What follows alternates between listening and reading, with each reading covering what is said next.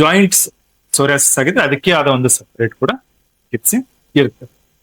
ಈ ಚಿಕಿತ್ಸೆನ ಸರಿಯಾಗಿ ನಾವು ಫಾಲೋ ಮಾಡೋದು ಪ್ರತಿಯೊಬ್ಬ ಸೋರಿಯಾಸಿಸ್ ರೋಗಿಯ ಒಂದು ಜವಾಬ್ದಾರಿ. ರೋಗಿ ಏನ್ ಪಾಲಿಸ್ಬೇಕು, ಏನ್ ತಿಂದ್ರೆ ಒಳ್ಳೇದು, ಏನ್ ತಿನ್ಬಾರ್ದು,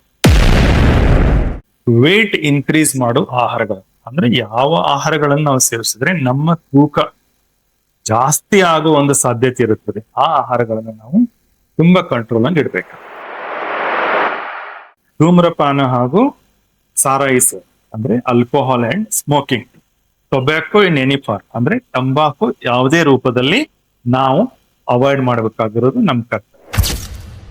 ಇದರಿಂದ ಸೋರಿಯಾಸಿಸ್ ತೊಂದರೆ ಜಾಸ್ತಿ ಆಗೋದು ಅಷ್ಟೇ ಅಲ್ಲದೆ ನಾವು ಸೋರಿಯಾಸಿಸ್ಗೆ ಬಳಸಬೇಕಾಗುವ ಔಷಧಿಗಳ ಒಂದು ಪ್ರಮಾಣದ ಮೇಲೆ ಕೂಡ ಈ ಆಲ್ಕೋಹಾಲ್ ಮತ್ತು ಈ ಟೊಬ್ಯಾಕೋನು ಪ್ರಮಾಣ ಬೀರ್ತದೆ. ಆಲ್ಕೋಹಾಲ್ ಲಿವರ್ ಹಾಳು ಮಾಡ್ತದೆ. ಜಾಸ್ತಿ ವರ್ಷಗಳು ಆಲ್ಕೋಹಾಲ್ ಸೇವನೆ ಮಾಡೋದ್ರಿಂದ ಲಿವರ್ಗೆ ತೊಂದರೆ ಆಗೇ ಆಗುತ್ತೆ.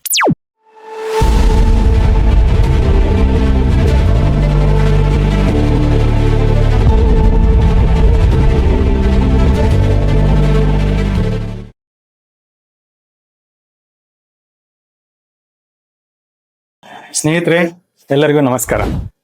ನಾನು ನಿಮ್ಮೆಲ್ಲರಿಗೂ ಗೊತ್ತಿರೋ ಹಾಗೆ ನಿಮ್ಮ ಸ್ನೇಹಿತ ಡಾಕ್ಟರ್ ಸಲೀಂ ಜಮಾದಾರ್, ಚರ್ಮ ಹಾಗೂ ಸೌಂದರ್ಯ ತಜ್ಞರು, ಕೆಸಿ ರಾಣಿ ರೋಡ್, ಗದಗ್. ಜಾಯಿಂಟ್ಸ್ ಸೋರಿಯಾಸಿಸ್ ಆಗಿದ್ರೆ ಅದಕ್ಕೆ ಆದ ಒಂದು ಸಪರೇಟ್ ಕೂಡ ಚಿಕಿತ್ಸೆ ಇರುತ್ತೆ. ಈ ಚಿಕಿತ್ಸೆನ ಸರಿಯಾಗಿ ನಾವು ಫಾಲೋ ಮಾಡೋದು ಪ್ರತಿಯೊಬ್ಬ ಸೋರಿಯಾಸಿಸ್ ರೋಗಿಯ ಒಂದು ಜವಾಬ್ದಾರಿ. ನಾವು ಏನ್ ಮಾಡ್ಬೋದು, ರೋಗಿ ಏನ್ ಪಾಲಿಸ್ಬೇಕು, ಏನ್ ತಿಂದ್ರೆ ಒಳ್ಳೇದು, ಏನ್ ತಿನ್ಬಾರ್ದು, ಡೈರೆಕ್ಟ್ ಆಗಿ ಪತ್ತೆ ಮಾಡಬೇಕು ಅಂತ ಹೇಳೋಕೆ ಒಂದು ಬೇಕಾಗಿಲ್ಲ. ಆಹಾರವನ್ನು ನೀವು ತಿನ್ಲೇಬಾರ್ದು ಅಂತ ಒಂದು ಆಹಾರ ಪದ್ಧತಿ ಸೋರಿಯಾಸಿಸ್ಗೆ ಬೇಕಾಗಿಲ್ಲ. ಆದರೆ ಕೆಲವೊಂದು ಆಹಾರಗಳನ್ನ, ಮುಖ್ಯವಾಗಿ ಈ ವೇಟ್ ಇನ್ಕ್ರೀಸ್ ಮಾಡೋ ಆಹಾರಗಳು ಅಂದ್ರೆ ಯಾವ ಆಹಾರಗಳನ್ನು ನಾವು ಸೇವಿಸಿದ್ರೆ ನಮ್ಮ ತೂಕ ಜಾಸ್ತಿ ಆಗೋ ಒಂದು ಸಾಧ್ಯತೆ ಇರುತ್ತದೆ, ಆ ಆಹಾರಗಳನ್ನು ನಾವು ತುಂಬಾ ಕಂಟ್ರೋಲ್ ಆಗಿ ಇಡ್ಬೇಕು. ಎಣ್ಣೆ ಪದಾರ್ಥಗಳು, ಈ ಜಂಕ್ ಫುಡ್ಸ್, ಹೊರಗಡೆ ಮಾಡೋ ಊಟಗಳು, ಇವನ್ನೆಲ್ಲ ನಾವು ಕಡಿಮೆ ಮಾಡ್ಬೇಕು. ಹಾಗೇನೆ ಎಲ್ಲಾ ರೋಗಗಳಿಗೆ ಬೇಕಾಗಿರುವ ಹಾಗೆ ಈ ಸಮತೋಲಿತ ಆಹಾರ, ಹಸಿರು ತರಕಾರಿಗಳು, ಕಾಳುಗಳು, ಹಣ್ಣು ಹಂಪಲುಗಳು ಇವೆಲ್ಲ ಸೇರಿದ ಆಹಾರ ನಮ್ಮ ಚರ್ಮದ ಒಂದು ಇಮ್ಯುನಿಟಿ ಪವರ್, ನಮ್ಮ ಚರ್ಮದ ಸಂಪೂರ್ಣ ಆರೋಗ್ಯವನ್ನು ವರ್ಧಿಸುವಂತ ಈ ಆಹಾರಗಳು ಈ ಸೋರಿಯಾಸಿಸ್ ರೋಗಕ್ಕೆ ಚಿಕಿತ್ಸೆಯಲ್ಲಿ ನಮಗೆ ಸಹಾಯ ಮಾಡ್ತವೆ. ಆವಾಗಲೇ ಹೇಳಿದ ಹಾಗೆ, ಹಿಂದಿನ ವಿಡಿಯೋದಲ್ಲಿ ಹೇಳಿದ ಹಾಗೆ, ಧೂಮ್ರಪಾನ ಹಾಗೂ ಸಾರಾಯಿಸ್ ಅಂದ್ರೆ alcohol and smoking, tobacco in any form ಅಂದ್ರೆ ತಂಬಾಕು ಯಾವುದೇ ರೂಪದಲ್ಲಿ ನಾವು ಅವಾಯ್ಡ್ ಮಾಡಬೇಕಾಗಿರೋದು ನಮ್ಮ ಕರ್ತವ್ಯ. ಇದರಿಂದ ಸೋರಿಯಾಸಿಸ್ ತೊಂದರೆ ಜಾಸ್ತಿ ಆಗೋದು ಅಷ್ಟೇ ಅಲ್ಲದೆ ನಾವು ಸೋರಿಯಾಸಿಸ್ಗೆ ಬಳಸಬೇಕಾಗುವ ಔಷಧಿಗಳ ಒಂದು ಪ್ರಮಾಣದ ಮೇಲೆ ಕೂಡ ಈ ಆಲ್ಕೋಹಾಲ್ ಮತ್ತು ಈ ಟೊಬ್ಯಾಕೋನು ಪ್ರಮಾಣ ಬೀರ್ತದೆ.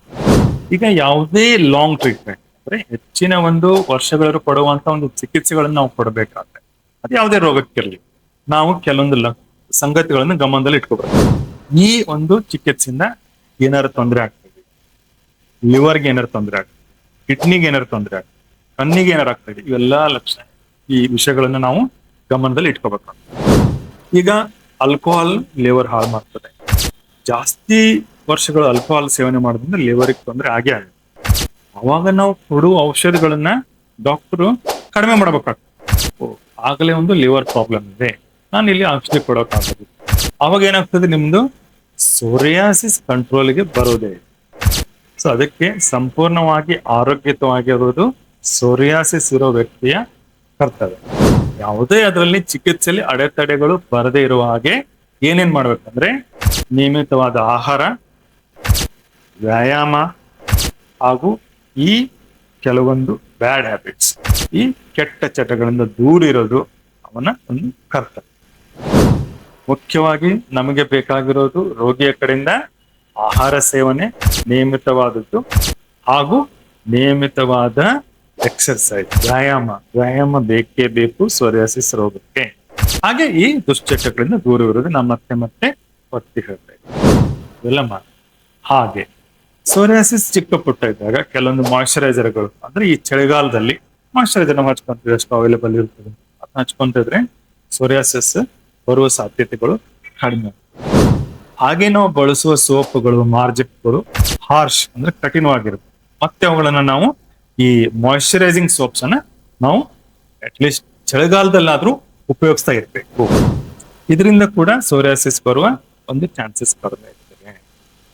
ಕೊನೆಯದಾಗಿ ಹೇಳ್ಬೇಕಂದ್ರೆ ಸೋರಿಯಾಸಿಸ್ಗೆ ಸಂಪೂರ್ಣ ಮುಂದೆ ಯಾವಾಗ ಬರ್ದಿರೋ ಚಿಕಿತ್ಸೆ ಇಲ್ಲ, ಆದರೆ ಅದನ್ನ ನಿಯಂತ್ರಣದಲ್ಲಿ ಇಟ್ಟುಕೊಂಡು ನಮ್ಮ ದೈನಂದಿನ ಜೀವನಕ್ಕೆ ತೊಂದರೆ ಆಗದೆ ಇರುವ ಹಾಗೆ ನಾವು ಚಿಕಿತ್ಸೆಯನ್ನ ಕಂಟಿನ್ಯೂ ಮಾಡಬಹುದು.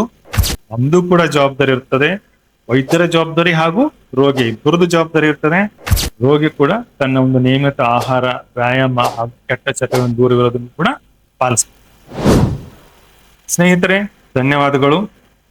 ಮುಂದಿನ ಸಲ ಮತ್ತೆ ಒಂದು ಬೇರೆಯ ಚರ್ಮದ ಒಂದು ವಿಷಯದ ಬಗ್ಗೆ, ಬೇರೆ ಒಂದು ಚರ್ಮದ ರೋಗದ ಬಗ್ಗೆ ಡಿಸ್ಕಷನ್ ಅಂದ್ರೆ ನಿಮ್ಮ ಜೊತೆ ಚರ್ಚೆ ಮಾಡಲು ಮತ್ತೆ ಬರ್ತೀನಿ. ಅಲ್ಲಿವರೆಗೆ ನೀವು ಈ ಡಾಕ್ಟರ್ ಟಿಪ್ಸ್ ಚಾನೆಲ್ ಅನ್ನು ನೋಡ್ತಾ ಇರಿ, ನಮಗೆ ಸಪೋರ್ಟ್ ಕೊಡ್ತಾ ಇರಿ, ಇದೇ ರೀತಿ ಬೆಂಬಲ ಕೊಡ್ತಾ ಇರಿ. ಧನ್ಯವಾದಗಳು.